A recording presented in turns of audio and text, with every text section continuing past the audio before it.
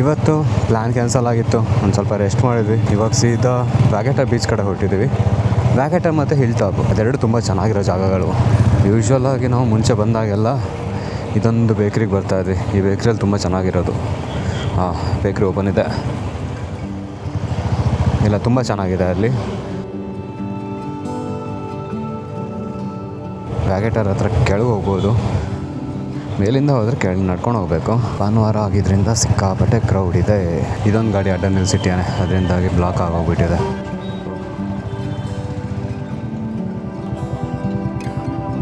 ಕ್ರೌಡೆಲ್ಲ ಇದು over crowd ಆಗಿಬಿಟ್ಟಿದೆ.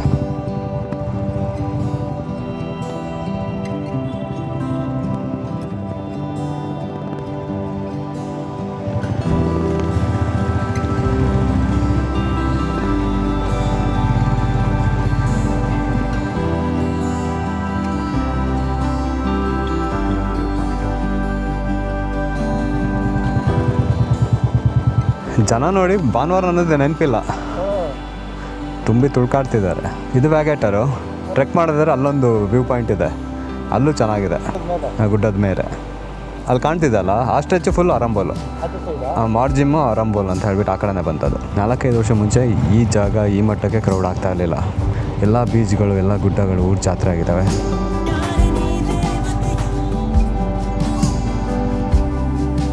ಓಹೋ ಹಲೋ. ಅದನ್ನ ನೋಡಿದ್ರು ಕೂಡ ನಮ್ಮ ಬ್ರ್ಯಾಂಡಿನ ನೆನಪು ಬಂತು. ಬ್ರ್ಯಾಂಡಿಗೂ ತುಂಬ ಇಷ್ಟ. ಬೈಕ್ ಮೇಲೆ ಖುಷಿಯಲ್ಲಿ ಕೂತ್ಕೊಂಡು ಬರ್ತಾಳೆ ಹಾಗೆ. ಇಲ್ಲಿಂದ ಬೀಚಿಗೆ ಹೋಗ್ಬೋದು. ಬೀಚಿಗೆ ಹೋಗಲ್ಲ ದೇವರು. ಇವಾಗ ಸೀದಾ ಹಿಲ್ ಟಾಪಿಗೆ ಹೋಗೋಣ. ಹಿಲ್ ಟಾಪ್ ಚೆನ್ನಾಗಿದೆ.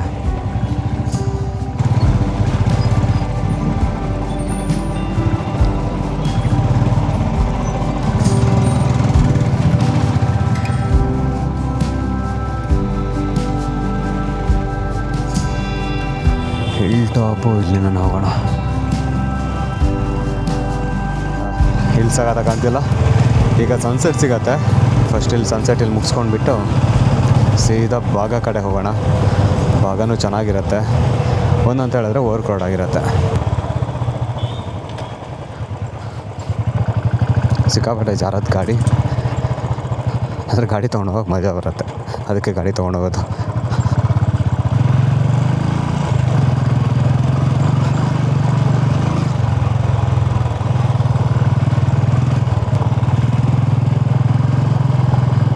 ಫುಲ್ಲು ಜಾರ್ತಾ ಇದೆ.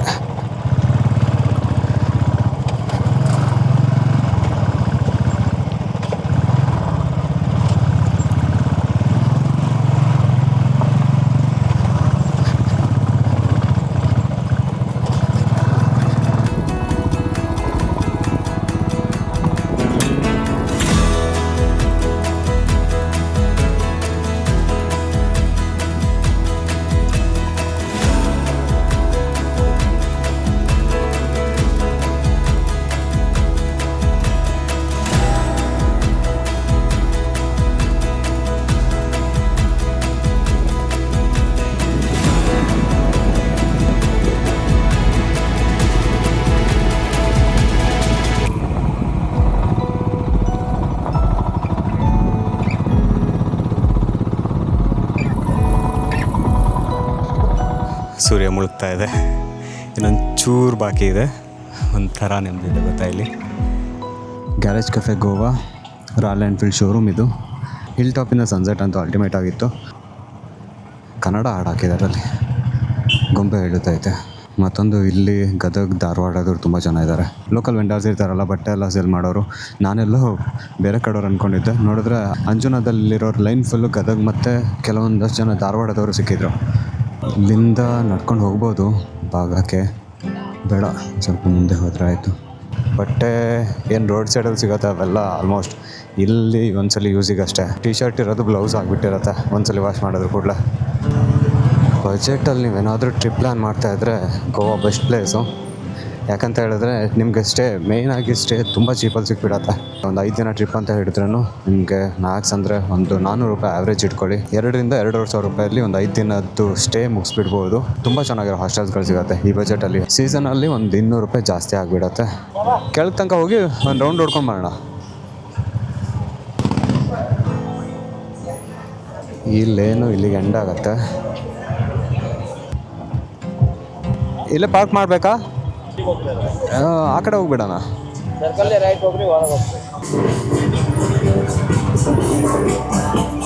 ಇನ್ನೂ ಶುರುವಾಗತ್ತೆ. ಇಲ್ಲಿ ಗಲಾಟೆ ಶುರುವಾಗಿರುತ್ತೆ. ಇನ್ನೊಂದು ಸ್ವಲ್ಪ ಹೊತ್ತು ಬಿಟ್ಟರೆ ಮೇಜರ್ ಖರ್ಚಾಗೋದು ಅಂತ ಹೇಳಿದ್ರೆ ಇಲ್ಲಿ ಫುಡ್ಡು ನೀವು ಸೆಲೆಕ್ಟಿವ್ ಆಗಿ ಯಾವುದಾದ್ರೂ ಒಂದು ಲೋಕಲ್ ರೆಸ್ಟೋರೆಂಟ್ಸ್ಗಳಲ್ಲಿ ತಿನ್ಬೋದು, ಚೆನ್ನಾಗಿರುತ್ತೆ, ಏನೂ ತೊಂದರೆ ಇಲ್ಲ. ನೀವು 5 ದಿನಕ್ಕೆ ಆವ್ರೇಜ್ ಆಗಿ ಒಂದು 500 ರೂಪಾಯಿ ಅಂತ ಹೇಳಿದ್ರೂ 2,500 ಅಂತೂ ತೆಗೆದಿಡಬೇಕಾಗತ್ತೆ. ಬಜೆಟ್ಗಿಂತ ಜಾಸ್ತಿ ಆಗ್ತಿದೆ ಅಲ್ವಾ ಟ್ರಿಪ್ ಪ್ಲ್ಯಾನ್ ಇದು.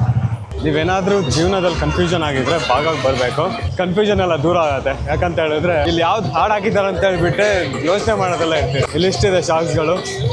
ಇದನ್ನ ವ್ಲಾಗಲ್ಲಿ ಇನ್ಕ್ಲೂಡ್ ಮಾಡಿದ್ರೆ ಯಾವ ಕಂಪ್ನಿಯವ್ರು ಕಾಪಿ ರೈಟ್ ಹಾಕ್ತಾರೆ ಅಂತ, ಯಾಕಂದರೆ ಎಲ್ಲ ಹಾಡುಗಳು ಬರ್ತಾ ಇದೆ ಇಲ್ಲಿ.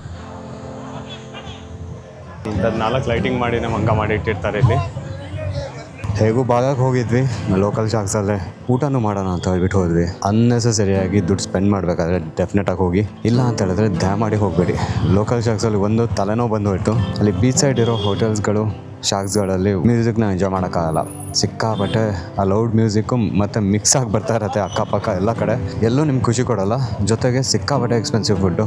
ಬರೀ ಒಂದು ಎಗ್ ಬಿರಿಯಾನಿಗೆ 220 ರೂಪಾಯಿ ಇತ್ತು, ಮತ್ತು ಚಿಕನ್ ಬಿರಿಯಾನಿಗೆ 350 ರೂಪಾಯಿ ಇತ್ತು. ಚೆನ್ನಾಗಿತ್ತ ಅದು ಚೆನ್ನಾಗೂ ಇರಲಿಲ್ಲ.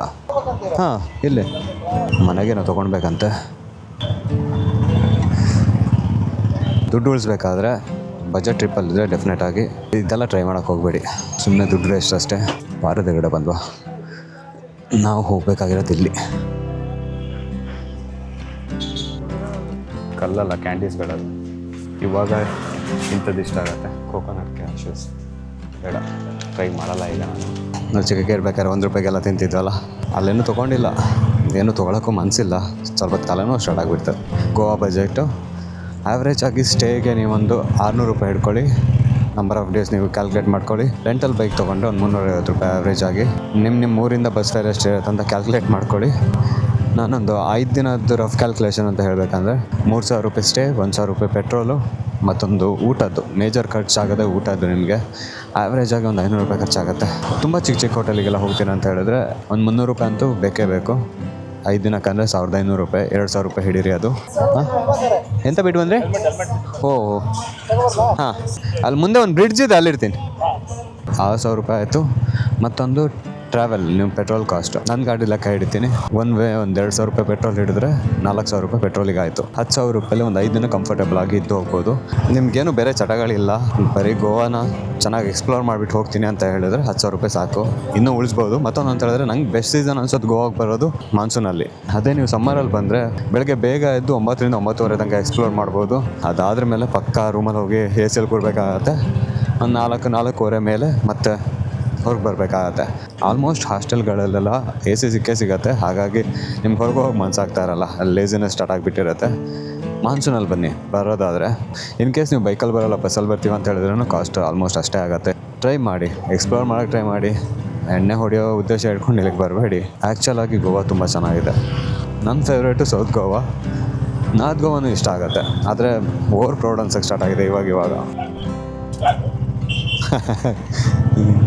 ಗಂಟೆ 10 ಆಯಿತು. ಒಂದು 8 ಗಂಟೆಗೆ ಮಲ್ಕೊಂಡ್ಬಿಟ್ಟು ನಾಳೆ ಬೆಳಗ್ಗೆ ಬೇಗ ಶುರು ಮಾಡ್ಬೇಕು ಅಂದ್ಕೊಂಡಿದ್ವಿ. ಇವತ್ತು ಲೇಟ್ ಆಯಿತು. ಇಲ್ಲ, ನಾಳೆ ಬೆಳಗ್ಗೆ ಬೇಗ ಬಿಡಬೇಕು ಇಲ್ಲಿಂದ. ನಮ್ಮ ಜರ್ನಿ ನಾಳೆ ಪಕ್ಕ ಮಹಾರಾಷ್ಟ್ರದ ಕಡೆಗೆ. ಸಿಗೋಣ ನೆಕ್ಸ್ಟ್ ವ್ಲಾಗಲ್ಲಿ. ಅಲ್ಲಿ ತನಕ ಬಾಯ್ ಬಾಯ್.